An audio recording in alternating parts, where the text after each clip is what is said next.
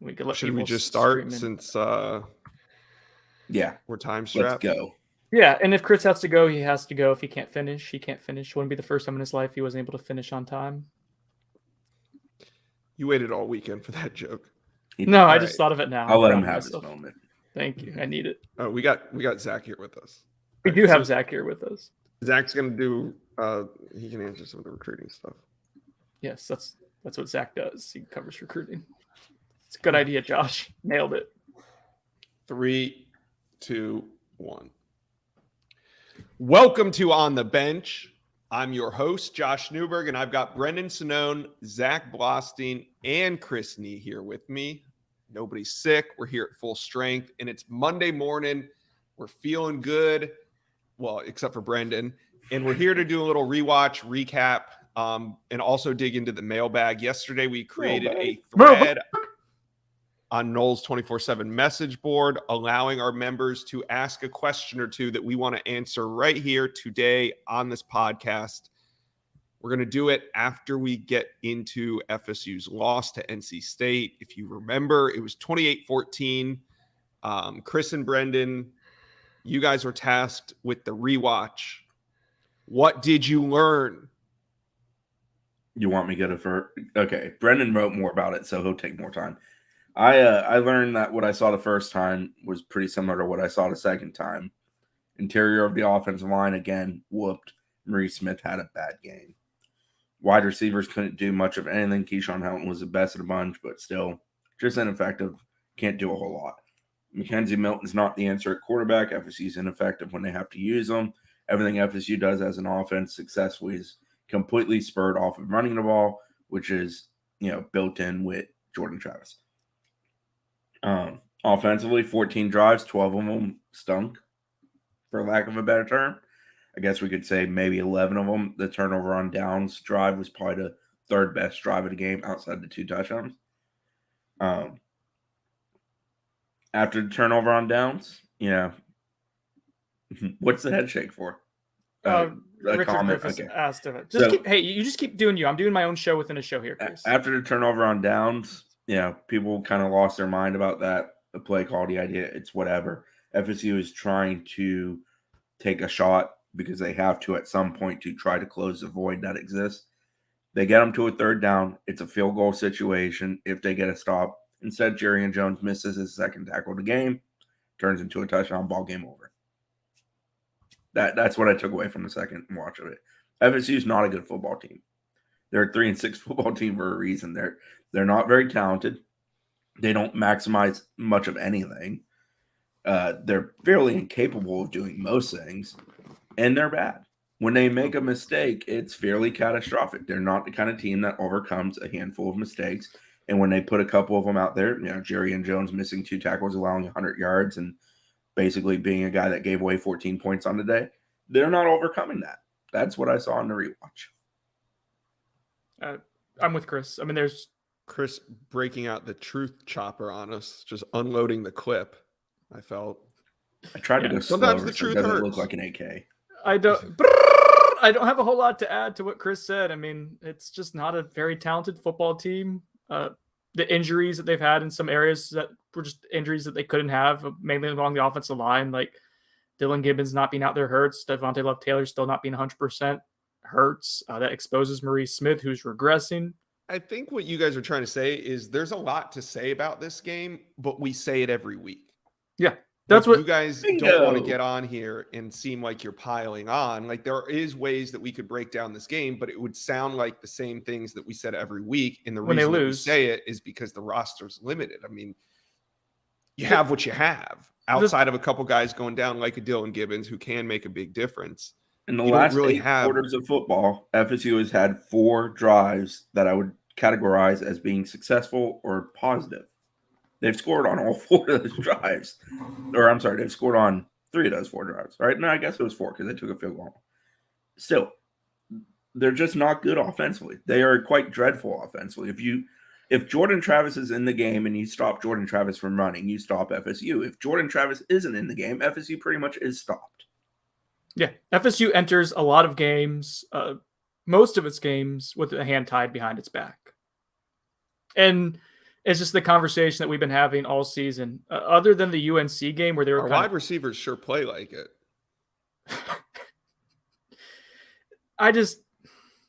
I'm really bored, I think, with a lot of the conversation that we're having about FSU because it is similar when things aren't going well.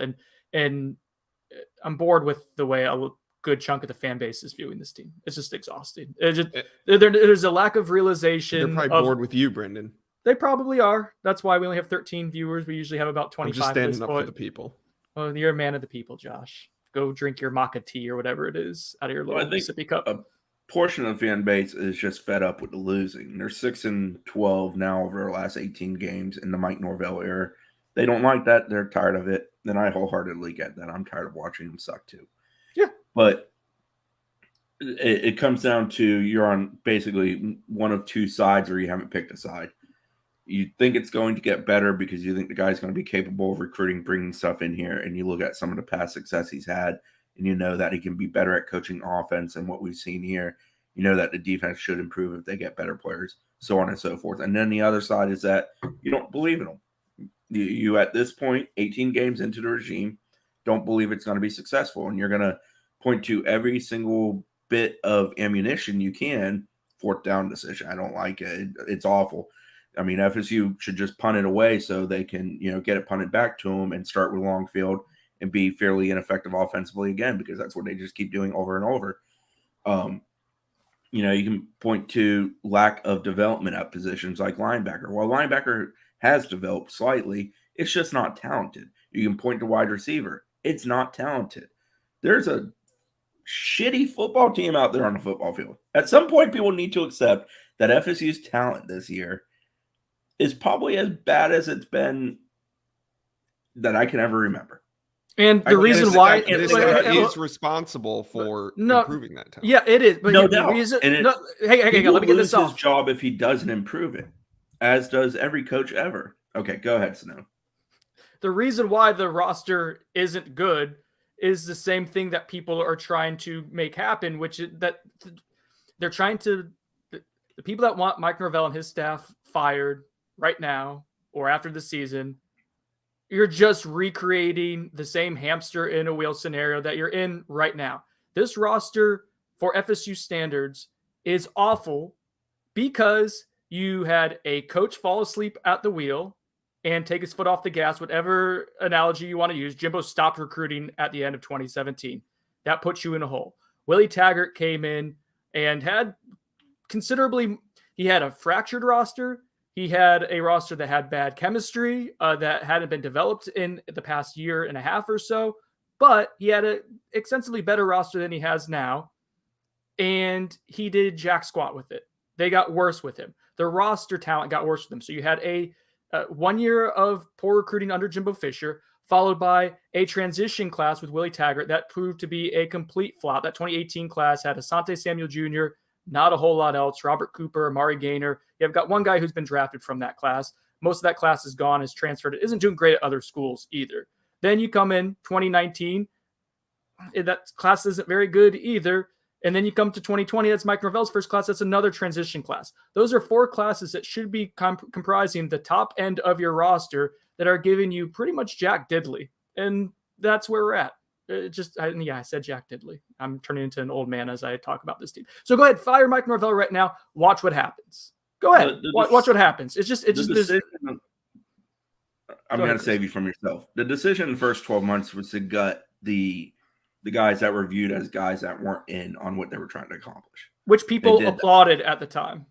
And it was probably sensible because you're never going to start over if you don't start over. The issue with that is you kick off a guy like a Corey Durden, and I'm no lover of Corey Durden, and he didn't do a whole lot on Saturday. No, Chris is dying. But he's a guy who's capable of starting at this level. But you send him elsewhere because you feel like that's what's needed, and he also felt like that was what was needed for him. And he went to NC State, and he's doing what he's doing. But you had to do that. But the issue there is that now a guy like Malcolm Rain, who's gotten better, improving, playing better ball, and had a heck of a good play on Saturday, and has played better in recent weeks, is now forced into being your third best D tackle on your roster because of injury. After him, it falls off a cliff. Jarrett Jackson is your next guy up, and we can all act like that's a great story, but Jarrett Jackson is still a massive project. So there's another position that we can talk about. FSU is not deep anywhere. Is there a single position on this roster where you think the fourth player is really good? There isn't. Is there any position where you feel like the second player probably should be a starter? There's probably a few of those, but not very many. It's not a good roster. It hasn't been a good roster in a really long time. This is rock bottom. God, I sound like Sonone of this roster. I am not patient zero of the flu bug. I promise. It was well in existence before me. Yeah, I agree with that. I think you guys are just kind of fed up of talking about this 9 weeks in a row. And yeah, I'm ready for the next 3 weeks to come and go.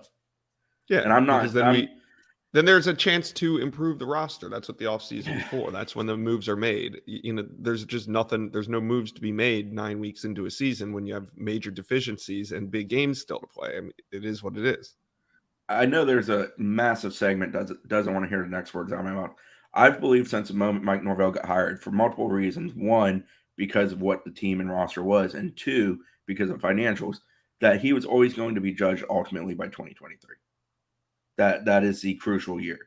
And trust me, I don't want to get to 2023 at this rate and be, say go 1-2 the rest of this way. So they're 7-14 in his time here. And then next year they go, 5-7. So that's what, 12-19.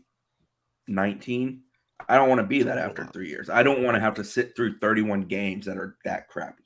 Like I don't enjoy it. I don't want to see it. And as an alumni in university, I'm not a fan of the idea either. But 2023, I think, is ultimately what judges them, because if it doesn't work and you get to that point, you're no longer paying another head coach.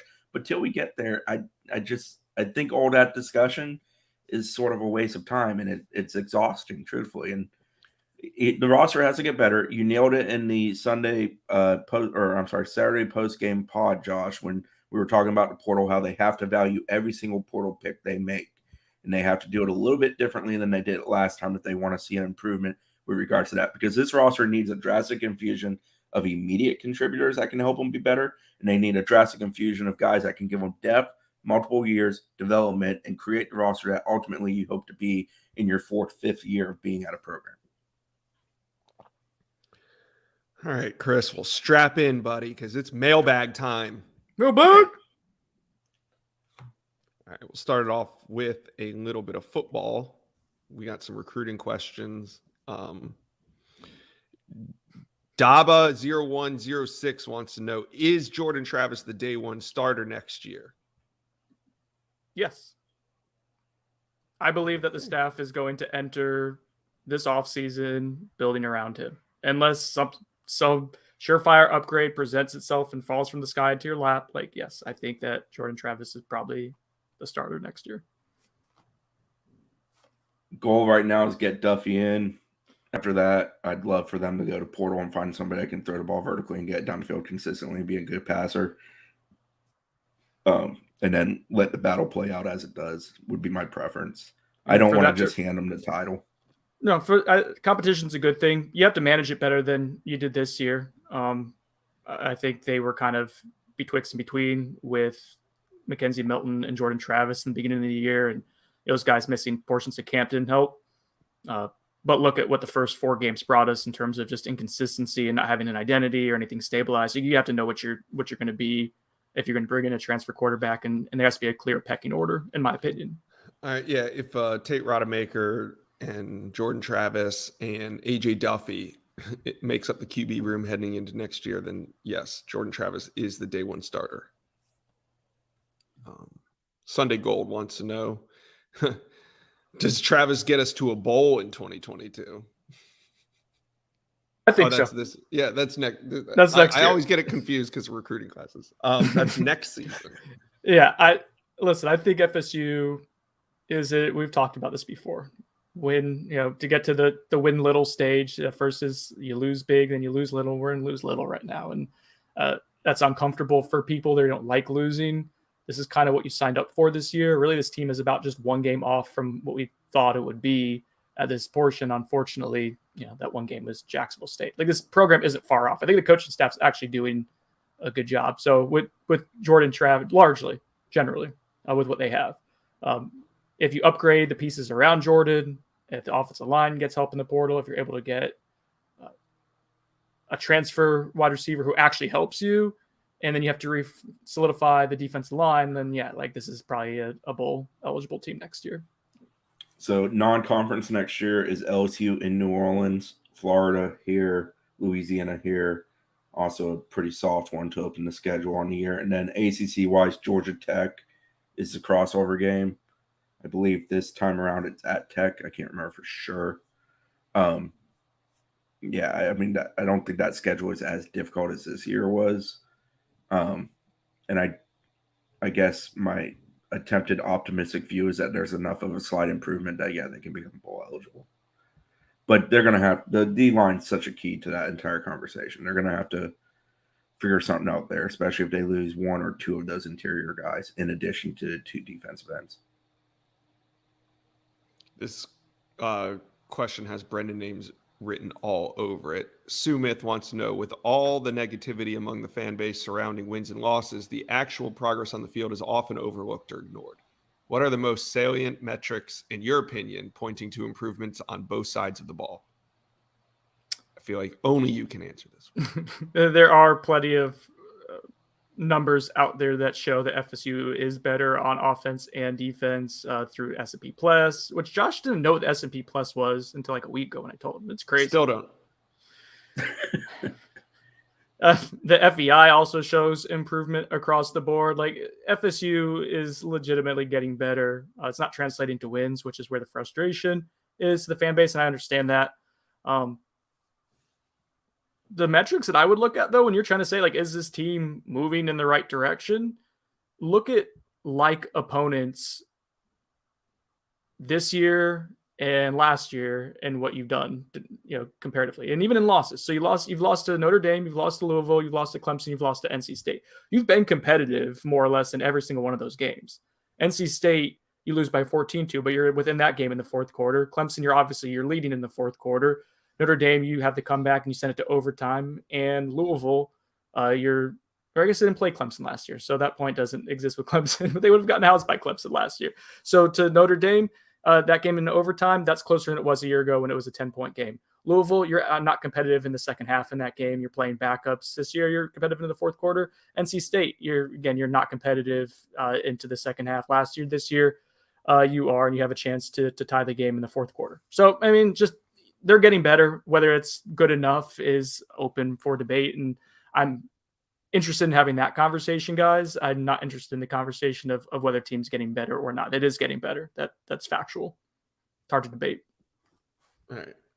The Veer and Shoot wants to know, is Alex Atkins still someone you think is doing a, quote, great job? I think, having seen everything this season from Alex Atkins, I think everything that we said, all the great things we said about him, we should say that even louder and more often after seeing the group of offensive linemen that he has to work with every week. I think outside of the, decision that comes from the top from Mike Norvell to not take more transfer portal options in the offseason, outside of that, I mean, Alex Atkins is a miracle worker. Yep. He's doing a very good job. What do you want to say? Great, very good. He's a asset to this program. They started Brady Scott this past week. I don't want to, it's like, I'm not trying to take shots at Brady Scott. He's not a FSU caliber offensive lineman. I don't know if he's a group of 5 caliber offensive lineman at this stage in his career and the way he's developed. I don't know. And you're playing him and you're being forced to play him against a really good defensive front. And you still scored 14 points. People don't know what they're looking at. They've improved a lot. I mean, there's been 1 or 2 games where they didn't give up a sack. I mean, there's games where we didn't even talk about the offensive line, which is the best thing that we can do for them right now. They've been such a detriment to this team. There's been multiple games where not only have they been average, but they've been maybe even above average. Darius Washington has had a great season for where he's come along. Dylan Gibbons, who's been playing through back injury all season, he won an ACC Offensive Lineman of the Week award. It was the first time since what, Chris? 2015? Roderick Johnson. So I don't remember the exact year, but that probably would have been 2015 or 15 or 16 for him when he was last year in 16. So, I mean, there is growth. Robert Scott's been dealing with injuries, but he's been solid. He's been fine. Maurice Smith's the only guy who I think has regressed throughout the season that hasn't gotten better. and Devontae Love Taylor's been hurt. So I don't know. Zach, they want you to FSU's say O-line has been bad for 4 straight O-line coaches at some point. I think it's just sort of, the players. And I know that guy can recruit. I know he's going after players. So, yeah, he's doing a great job. Keep doing that. Zach, All right, we'll throw a recruiting question in here. We want to make sure Zach's alive.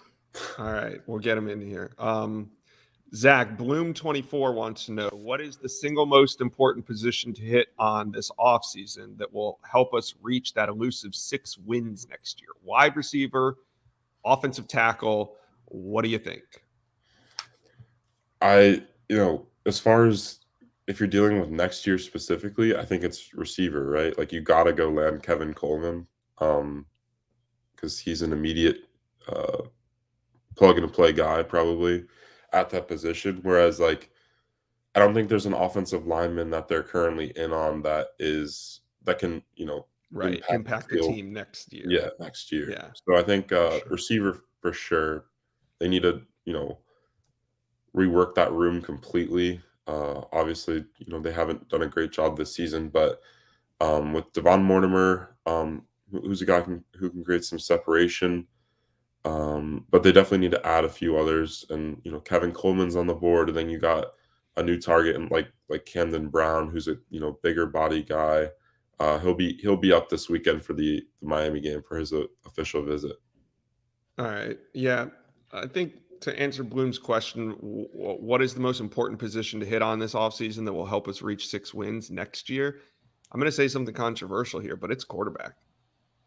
There's no way to get to improve your team faster in this day and age of football than improving the quarterback position and improving it drastically. I mean, you go in the portal and you find yourself a bona fide starting quarterback that was, disgruntled, unhappy, whatever it is, you bring him in. This team gets instantly better. I mean, it makes everybody better. I don't know if they're going to do that. With the caveat the plan. The caveat though is you need to that's also the fastest upgrade way to do it. The offensive line and the wide receivers in the portal as well to make that worthwhile. Unless you get a prodigy. Unless you get Jameis Winston or someone in the transfer portal, which isn't happening. Everything else has to get better too. Starts with quarterback, then it's O-line, D-line. It always has been. It always will be. Right, if you can block it up and you got a guy who can dish it, your receivers can be mediocre to bad, and they're still going to look good because a guy can make them look good. Stick with recruiting here. Hasselhoff, Knoll 22. Does FSU ultimately pursue a transfer QB after Duffy signs? It would be a monumental mistake if they don't, in my opinion. As of now, that's not the plan. Talk to sources. I don't check in every hour, every day. But when Chubba Purdy went into the portal, I did ask if this changes anything on potentially grabbing a portal QB. I was told no. But again, we'll just take this week by week, or we'll take it month by month, I should say, because I think if Duffy is signed and on campus, the attitude could change. So, but I'm not predicting that. Don't hold me to it. All right, let's stay on recruiting. Joe Rogers 113. Can AJ Duffy take control of the QB room and start running the offense that Norvell wants to run? Is he good enough to change the fate of the program? Zach, yes, jump on that but one? I'm not convinced he is going to, and I'm not convinced he can do it quickly. Like, that's a hell of a lot to put on any incoming player. That's a problem for FSU. We all want them to get better, but the solutions are all 18, 19-year-old kids for the most part beyond transfer portal types, and they usually aren't ready to do it out of the gate. It's tough to throw a guy in the fire. So sit and wait. That's what we get to do. Zach, what do you think? Yeah, I guess, as far as Duffy making immediate impact, he'll be there in the spring, so that's a plus. Gets in the program, gets, acclimated to everything. But I don't personally see him as a guy that can, compete for the starting job year one. He's definitely going to need to develop some under Kenny Dillingham and Mike Norvell. I think Jordan Travis, if the QB room stays the same with AJ Duffy added on, I think in 2021, Jordan Travis is the clear starter. But obviously, I'm in agreement. I'm in agreement with Josh that they need to go and find a guy in the portal because They don't have a guy currently on the roster that can, stretch the field vertically. I don't think they need. I'm not saying they need to. Like, I don't. I guess they kind of need to, but like, I'm not suggesting that it's make or break. I'm just saying the fastest way to improve a team is through the quarterback position. And I don't think Jordan Travis is going to get that incrementally better from 21 to 22 to like really impact this team. But anyway, I believe in AJ Duffy. I just don't believe he's an instant impact guy. Having seen him a couple times in the offseason and seen him play at IMG, I think he's got a lot of the tools, but I don't think he's one of these can't miss guys that's ready to step in and play on day one. I think it's going to take him 2 springs. And luckily he's an early enrollee, so he gets that first spring here in a couple months. Flip it back to the football side or the team side of things. Mari Usad has a Bayer Sinone here.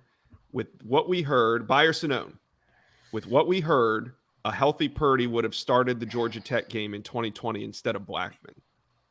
This is 2020. What? Was Purdy here in 2020? He had the shoulder injury. No, he would. So hold on. So what we heard, if Purdy was healthy last year, I got to go way back to last year. I thought he was going to ask you if he would have started this game. Would Purdy have started the Georgia Tech game in 2020 instead of Blackman? Sinone. I think this is a column for you this week. I mean, it's named after you. You should definitely, take the namesake. Sinone. It actually would probably get a lot of clicks, Zachary. You know what? We're going chasing clickbait. I don't understand. We talked about bigger point here. We talked about Chubba Purdy on the podcast last week and wrote about why he left, right? And people keep asking, and this isn't to this specific user. People keep asking what happened. We've addressed it. He didn't think he was going to play here. The staff didn't think he was going to play here. The message got to him. He decided he wanted to go somewhere else and play. I don't know what else to tell you. But Buddy Knoll has a question, Brendan. Let's see if this will change your mood. What changes or improvements do we need to win these close games next year? Ooh, better players. Better I think players. A go-to wide receiver would help. Somebody that you can go to on 3rd and 7 across the middle that is going to. Man, all right. Or help you avoid 3rd and 7. So, yeah. All right. Real quick, I was rambling earlier. FSU lost to Notre Dame, Louisville, and NC State by combined 25 points this season. Last year, it was 64 points to those 3 teams. Jacksonville State game doesn't count because that was an atrocity, and we've talked about that. So it does count, but it doesn't in this exercise. All right. So I want to talk about a sequence here that I think is telling to what the coaching staff is getting criticized for. It was the 4th down call that Mike Norvell had to go for it against NC State. I don't want to get into should he have gone for it? Shouldn't he have gone for it? I want to get into what led to that situation. And they got into 2nd and 4 and they went to an empty set 2 times on 2nd and 4, 3rd and 4. They did that to declare similar to against what Clemson was going to do, say, hey, this is what we're going to see. This is where our matchups are going to be. And they get man-to-man looks both times. The first play, so 3rd and 4, I want to get to first because it's a gimme. It's Trayshawn Ward is lined up in the slot. He's one of your best athletes, which is, again, telling to the roster that a converted walk-on is probably your 2nd or 3rd best offensive player.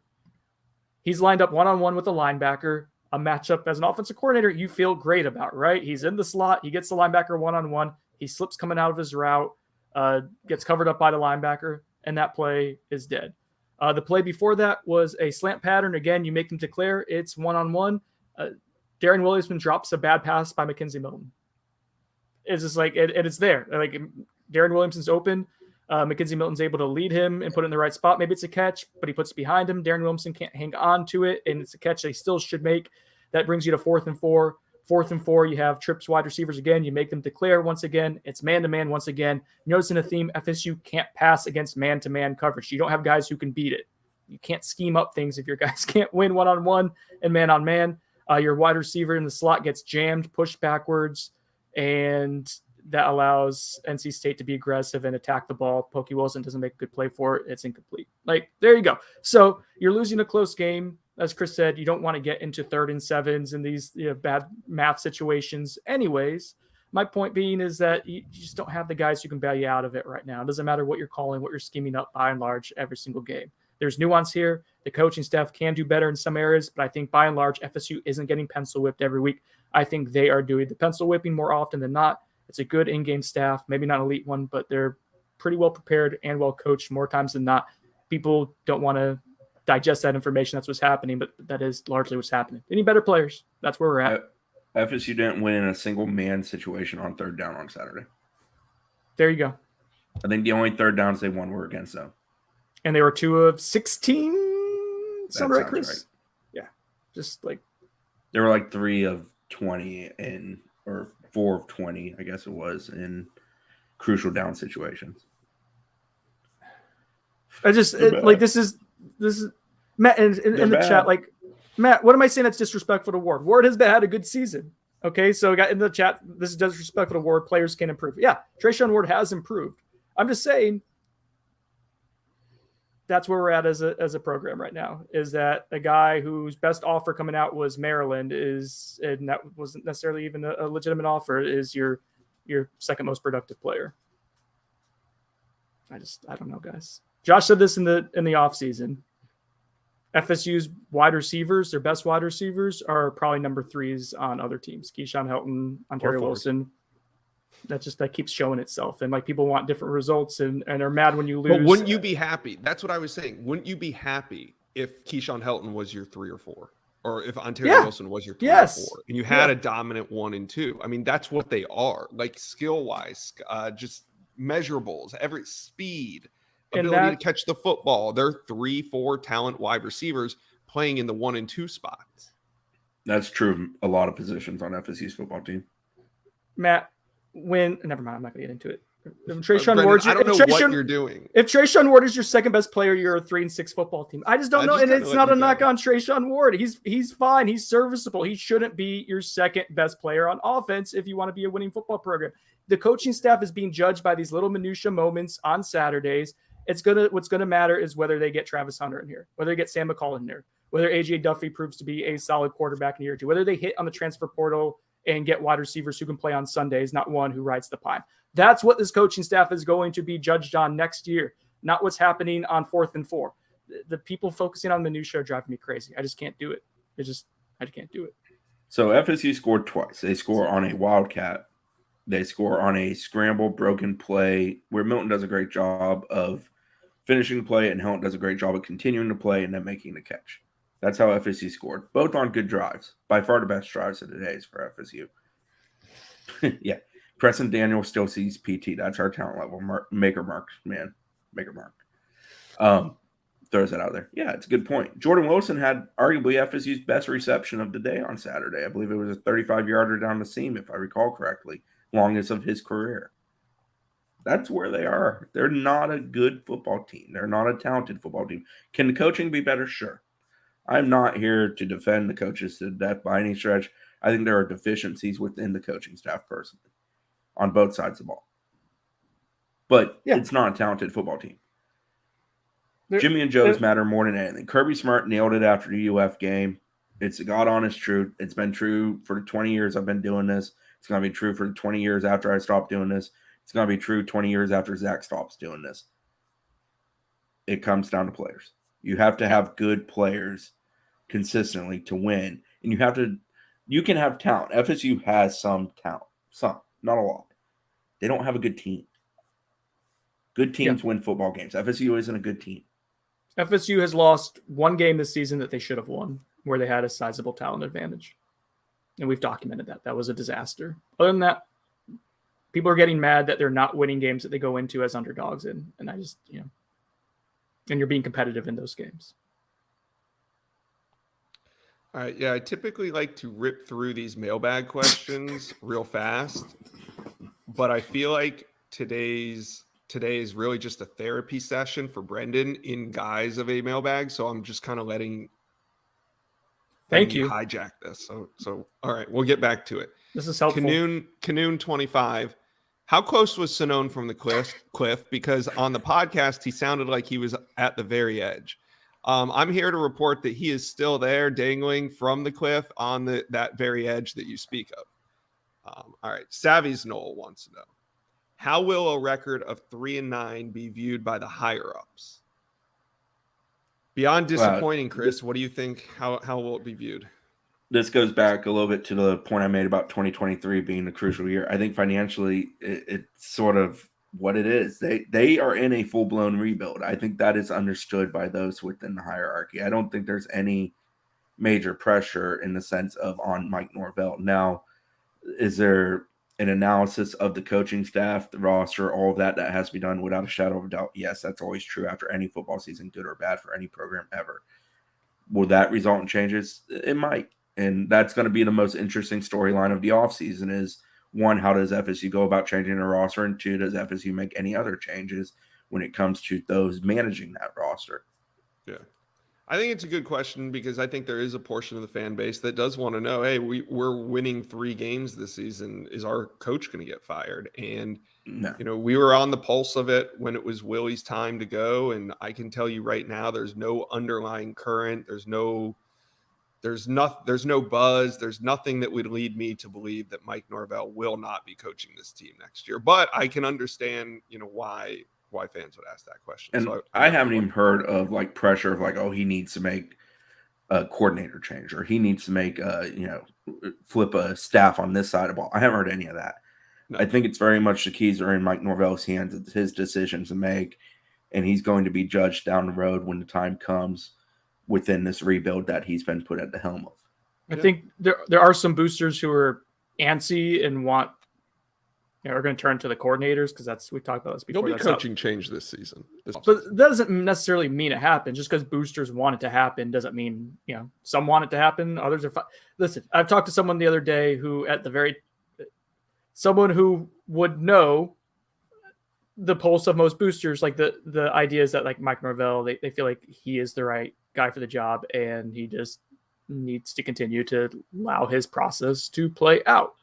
That might change. Like if they get drummed against Miami this week and you lose to Florida, a lifeless Florida team, like, people's opinions might start changing in the next couple of weeks with the rivalries coming up. Like that does exist like as a possibility, but right now, like people aren't happy with 3 wins, but I think they see the big picture of where Mike Norvell is taking the program. A little bit of Sonone's soul came back to his body when he said the word lifeless Florida team. I saw that. I saw it happen in real time. Florida making some big changes today. They fired their offensive coordinator or their defensive coordinator and their offensive line coach over the weekend. So some changes in Gainesville.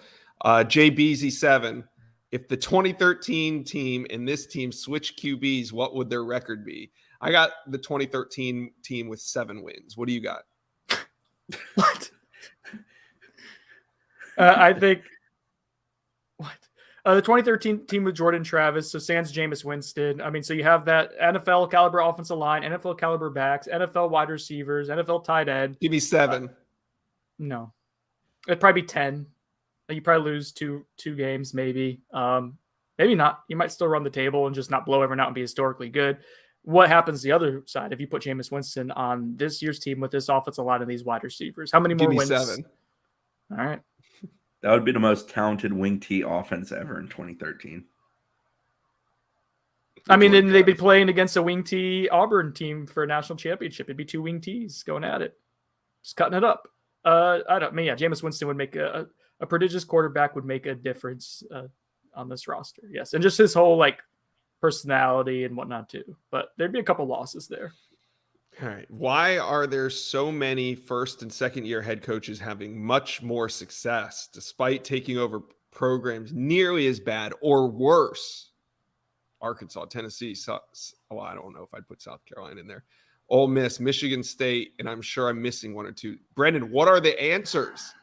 Well, I'll say Brendan a moment. He can collect his thoughts. You have to do it on a program by program basis. Michigan State nailed the portal and did a very good job. They more than any team in the country nailed the portal.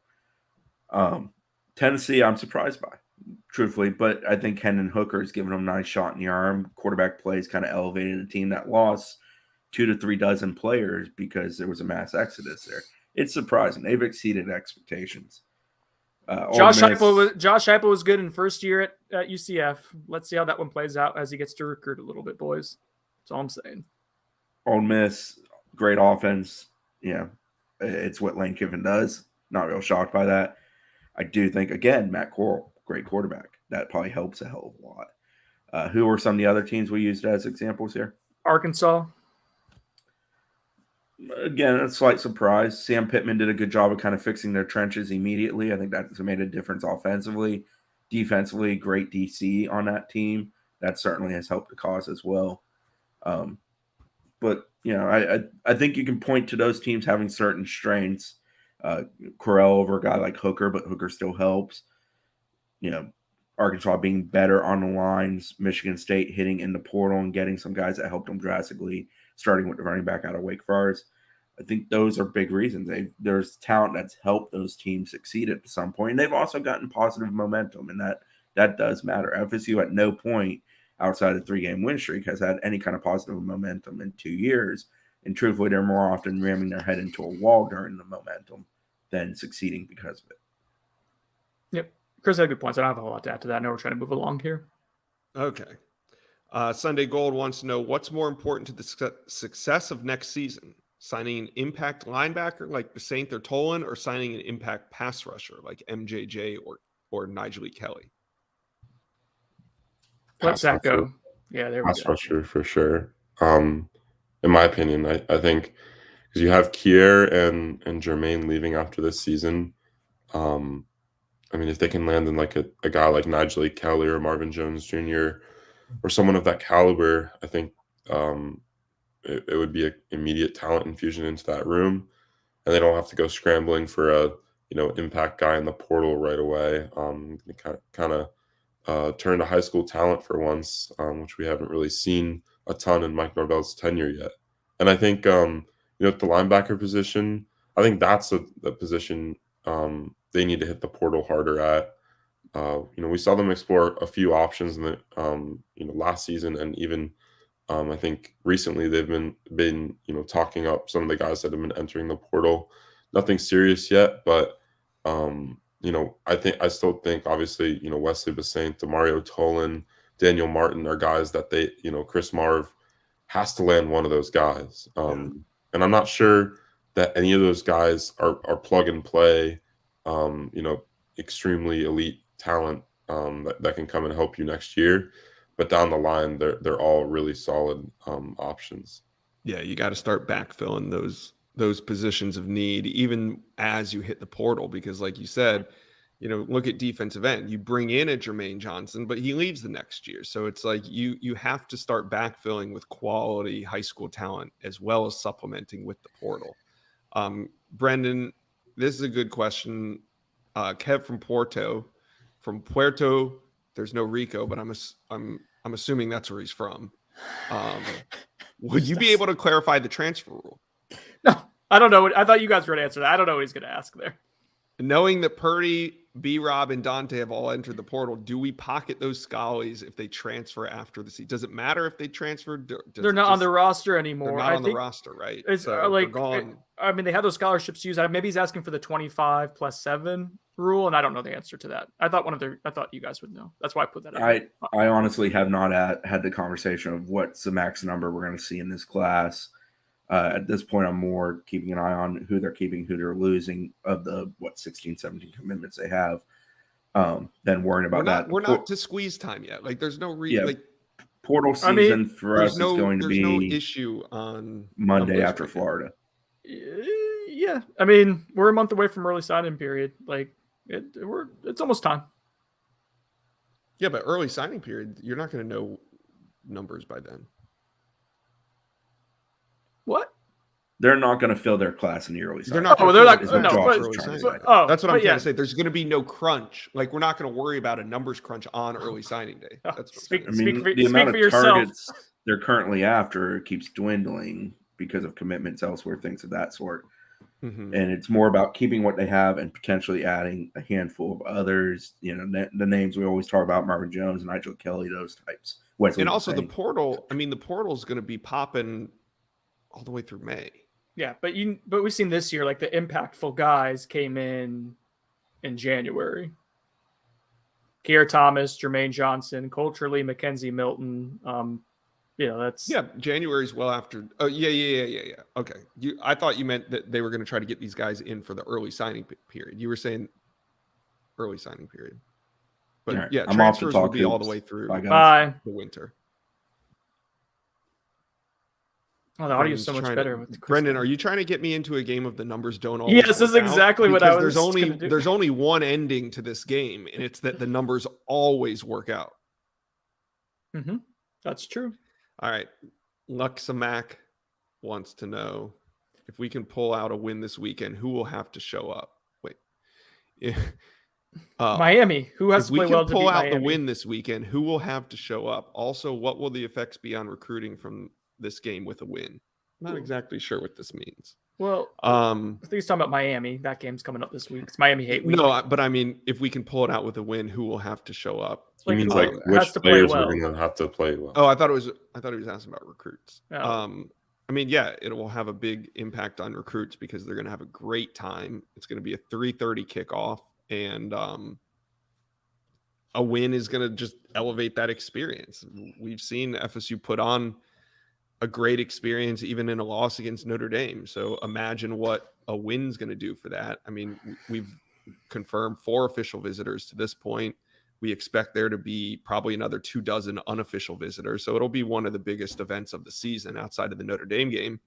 And really FSU's last in-season chance to put on one of these environments. So they're putting a lot into this game. We'll have more on Knowles 24/7 all week in terms of the recruiting angle. But yeah, there's a lot going on here.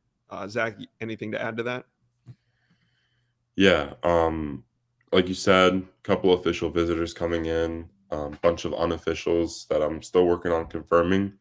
But a win versus Miami would be huge, just because, simply they're going against Miami with a lot of these recruits. Look at Wesley Basaint, for example. He's making a decision in probably 2 weeks from now. Miami and FSU have always been viewed as kind of the two teams. You got UF in there now, who seems like a real threat, but look what they're doing on the field. It's not great. So I think FSU's still in that one, and a win would be massive, especially with Wesley in attendance on the FSU recruit in the FSU recruit section. So they need to win like this Miami game. Like that in my opinion, that's like one of the ways that you see the vision of Mike Norvell come into effect, because obviously they've had a bunch of trials and tribulations throughout this whole season on the field, and they just need this one rivalry win that they haven't had in so long to kind of point to on the recruiting front. And I think this Miami game is a great opportunity. Obviously, Miami's playing a lot better football than they have been, earlier in the season. But I think with Jordan Travis healthy, Florida State has a shot to beat Miami.